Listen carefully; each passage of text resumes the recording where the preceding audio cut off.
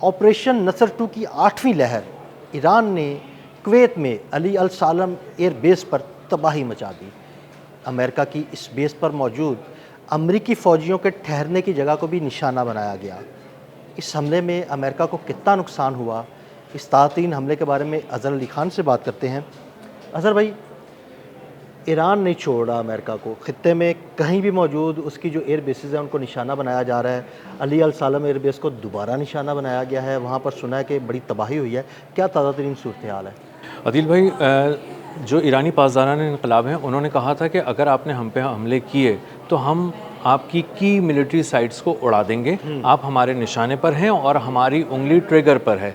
हम अगर इसी बात को आगे लेके चलें तो हमें अंदाज़ा था कि ईरानी पासदारान इनकलाब, ईरान की जो फ़ौज है वो बिल्कुल तैयार थी उन हमलों के लिए जो उसे करने थे, उसे सरप्राइज़ देने थे। ख़ित्ते में अमेरिका को बड़े बड़े सरप्राइजेज़ मिलने थे और वो मिलना शुरू हो गए हैं। अमेरिका ने एक बार फिर अपने आप को एक बदमस्त हाथी के तौर पर पेश किया है जो रौंदता हुआ चला जाएगा किसी भी खेत खलियान को। तो वो जब ईरान पर हमलावर हुए हैं और वो उनके पोर्ट सिटीज़ पे हमला कर रहे हैं, बंदर अब्बास पे कर रहे हैं और बच्चों के कैंसर अस्पताल को नहीं छोड़ रहे। सुना है कि बच्चों के कैंसर अस्पताल पर जो हमला किया गया है वो इसी बेस से जो है ना वो किया गया है। जी, कुवैत की अली अल सालिम एयरबेस से ही रिपोर्ट किया जा रहा है कि एक कैंसर हॉस्पिटल पे हमला किया गया है, जिसके जवाब में वो बच्चों का कैंसर हॉस्पिटल था। उसके बारे में बता दूं मैं आपको कि 121 बच्चों को हंगामी तौर पे वहाँ से शिफ्ट करना पड़ा है और वहाँ पे खासी तबाही हुई है। तो जब ये हमला हुआ तो उसके बाद जो IRGC है उसने एक बहुत बड़ा अटैक लॉन्च किया है। अली अल सालिम एयरबेस कुवैत का इंतहाई इंपॉर्टेंट एयरबेस है, बहुत बड़ा एयरबेस है और आप समझें कि एक छोटा अमरीकी फ़ौज का शहर है जहाँ पे हमला किया गया है। वहाँ पे की मिलिट्री साइट्स को उन्होंने निशाना बनाया है, पूरे बेस पे हमले नहीं किए हैं, वहीं हमले किए हैं जहाँ दिल पे वार हो सके अमरीकी फ़ौज के। वहाँ जो अमरीकी फ़ौज के ठहरने की जगह थी वहाँ पे उन्होंने अपनी तादाद को कम करने की भी कोशिश की है पिछले कुछ अरसे के दौरान, लेकिन इतनी सारी फ़ौज को आप कहाँ लेके जाएंगे, इसलिए वहाँ पर ठहरना उनकी मजबूरी भी है। तो इसीलिए एग्जैक्ट कोऑर्डिनेट्स पे जब उन्होंने निशाने लगाए हैं तो वहाँ पे बहुत बड़े पैमाने पर तबाही हुई है। इसी के साथ साथ जहाँ पे भी हमले किए जा रहे हैं, जिन भी एयर बेसिस की साइट्स को निशाना बनाया जा रहा है, इंश्योर किया जा रहा है कि वहाँ पर जो फाइटर जेट्स खड़े होते हैं उनके हैंगर्स, उनके रैम्प को ख़ास तौर पे टारगेट किया जाए ताकि नुकसान बड़े पैमाने पर हो और वो उड़ने वाली मशीनें जिन्हें हम जंगी जहाज़ कहते हैं, लड़ाका तैयारे कहते हैं, उन्हें निशाना बनाया जाए ताकि ईरान पर जो हमले हैं वो कम से कम हो सकें और अमरीकी फ़ौज को किसी भी एयर बेस पर वो कॉन्फिडेंस ही ना हासिल हो सके जिसमें वो कह सकें कि 8 हमारी बेसेस तबाह हो गई, नवी बेस हमारी बिल्कुल ठीक है और वहाँ पे कोई ईरानी मिसाइल कोई बेस नहीं छोड़ रहे वो। कोई 8 अगर तबाह हो गई हैं या 10 हो गई हैं या 11 हो गई हैं, तमाम एयर बेसिस पर हमले किए जा रहे हैं। कोई ऐसी एयर बेस नहीं छोड़ी जा रही जहां से ईरान पर हमला किया जा सके। बिल्कुल ऐसा ही है और उन हमलों की शिद्दत का अंदाज़ा आप इससे लगाएं कि अमेरिका जो इसको मानता ही नहीं है कि उसका कोई नुकसान हुआ है, वो कह रहा है कि हमारी मशरिक़ वस्ता में जो एयर बेसेस हैं उनमें जो तबाही फैली है वो अगर हम दोबारा ठीक करने जाएंगे तो $2 अरब लगेंगे। इतनी तबाही के बाद वो महज $2 अरब पर आए हैं और उनके मुंह से $2 अरब के अल्फाज अदा होने का मतलब ये है कि तबाही, इसको आप मल्टीप्लाई बाय 10-20 कर लें, आपको बहुत ज़्यादा तबाही हुई है। तैयारे तबाह हो गए, इक्विपमेंट तबाह हो गया और इसीलिए उन्होंने ख़ास तौर पे रडार जो उनके होते हैं और जो सर्विलेंस का कम्युनिकेशन का निज़ाम होता है उसको निशाना बनाते हैं। वो वेयर हाउसेस को नहीं छोड़ते ख़ास तौर पे और इसीलिए अली अल सालिम एयरबेस पे पहले भी हमने देखा है कि जो हमले होते हैं वो बहुत ही कारी होते हैं और अली अल सालिम एयरबेस वो एयरबेस है कुवैत का जहाँ पे अमरीकी फ़ौज के तैयारे ख़ास तौर पर निशाना बनाए जाते हैं। और सुना है कि जितने हमले गुज़िश्ता कुछ अरसे के दौरान अली अल सालिम एयरबेस पर किए गए हैं उसके बाद शायद ही कोई ऐसा कोना बचा हो अली अल सालिम एयरबेस का जो महफूज है।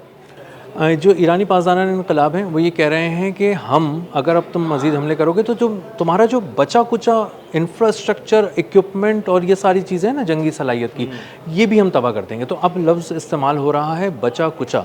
इसका मतलब ये है कि वो ऑलरेडी इतने गहरे ज़ख्म लगा चुके हैं कि जिन जो मुंदमिल नहीं हो सकते, उनसे खून रिसता ही रहेगा अमेरिका का, पैसों में भी खून रिसेगा, साख का भी खून रिसेगा और इसी के साथ साथ उनकी जो अस्करी ताकत है वो भी, उसमें से भी खून रिस रहा है। तो उनको अंदाज़ा हो गया है कि वो ईरान से मार खा रहे हैं, बहुत ही प्रिसाइज़ किस्म की मार खा रहे हैं, निशाने पे ताक ताक की चीज़ें आके लग रही हैं और उनकी हर दफ़ा एक नई चीज़ को निशाना बनाया और सुनने में ये है कि जो इतलात आई हैं कि ये बैलिस्टिक मिसाइलों और ड्रोन से निशाना बनाया गया, यानी एक स्वाम अटैक की सूरत पे हमला किया गया है। बिल्कुल ऐसा ही है। उनके जो ड्रोन अटैक्स किए गए हैं वो वहीं पे किए गए हैं जहाँ करने थे, और जहाँ बड़े पैमाने पे ड्रोन से भी ज़्यादा तबाही फैलानी थी वहाँ खैबर शिकन बैलिस्टिक मिसाइल का उन्होंने इस्तेमाल किया है।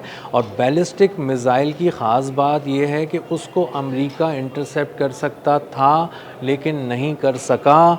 ये दो बहुत इंपॉर्टेंट बातें हैं। उसकी क्या वजह है कि वो क्यों नहीं कर सका उसको? वो इसलिए नहीं कर सका कि उसकी हिकमत अमली बहुत ज़बरदस्त है ईरानी पासदारान इनकलाब की। पहले वो ओवरवेलम कर देते हैं सिस्टम को, यानी इतना कुछ भेज देते हैं ड्रोन की सूरत में कि वो कहता है कि ये जो पिछले 5 माह के दौरान यही किया है इन्होंने कि बहुत सारे ड्रोन्स आ गए। अब वो जो मल्टी लेयर डिफेंस सिस्टम है वो एक तरह से पागल हो गया, वो अंधाधुंध बेदरेग इस्तेमाल करने लगा इंटरसेप्टर्स का, मिसाइल्स का, उनको तबाह करने लगा।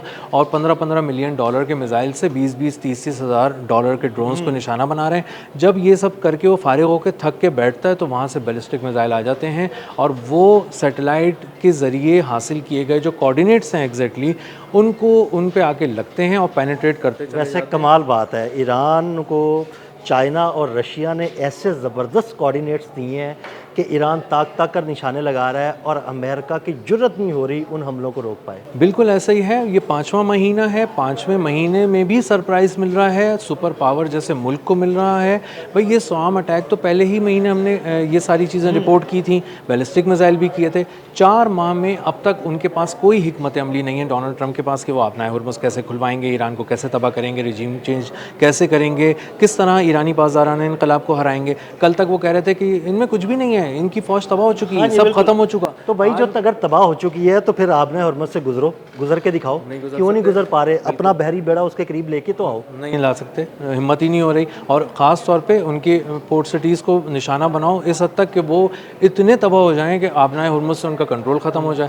लेकिन नहीं, वो क्रूज़ मिसाइल एक बिल्कुल सरप्राइज़ लोकेशन से निकल कर आता है। जब वो कहते हैं ना हमने सब तबाह कर दिया, तो वहाँ से क्रूज़ मिसाइल निकल के आता है ईरान का और वो आबनाए हुर्मुज़ के बाद किसी भी चीज़ को निशाना बना। अब देखें ना, पिछले कुछ दिनों के दौरान इनके जो साहिली शहर हैं, तमाम साहिली शहरों को तकरीबन निशाना बनाया गया अमेरिका की जानिब से, लेकिन उन्हीं साहिली शहरों से ही क्रूज़ मिसाइल निकलते हैं और वो अमेरिका को निशाना बना। बिल्कुल ऐसे ही है। और ये सरप्राइज़ है, ये एक जादू है और ये एक ऐसी देवमालाई किस्सा लगता है कि आप हम मतलब मुझे भी बाज़ दफ़ा ये गुफ्तगू करते हुए ऐसा लगता है कि कहीं हम ज़रूरत से ज़्यादा ईरान को प्रेज़ तो नहीं कर रहे कि उसकी तारीफ़ें तो नहीं कर रहे। लेकिन सच ये है कि वाकई उसने खुद जब डोनाल्ड ट्रंप को हैरान कर दिया तो हम दो चेहरे देखते हैं। एक तरफ मुश्तबा खामनाई का चेहरा है या ईरानी पासदारान इनकलाब का चेहरा है और दूसरी तरफ डोनाल्ड ट्रंप का है। ये मुतमईन खड़े हैं और इनको पता है कि इनको क्या करना है।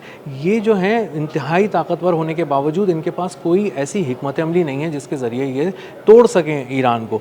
तो इसलिए डोनाल्ड ट्रंप मुसलसल 4-5 माह से यही एक इम्प्रेशन आ रहा है पूरी दुनिया में, ख़ासकर अमेरिकन जो आवाम हैं उनमें, कि डोनाल्ड ट्रंप के पास वाज़ेह हिकमत अमली नहीं है, वो ये जंग हार चुके हैं। दूसरी तरफ नेतन्याहू है जिसके लोग भी यही कहते हैं ज्यूज़ के आप ये जंग हार चुके हो, ईरान जीत चुका है। 92% लोग ये बात कर रहे हैं, बाकी 8% का भी शायद उन्होंने मुँह बंद करा दिया होगा, वरना इस वक्त तो हर एक को यही पता है कि ईरान ने सरप्राइज़ कर दिया है, हैरान कर दिया।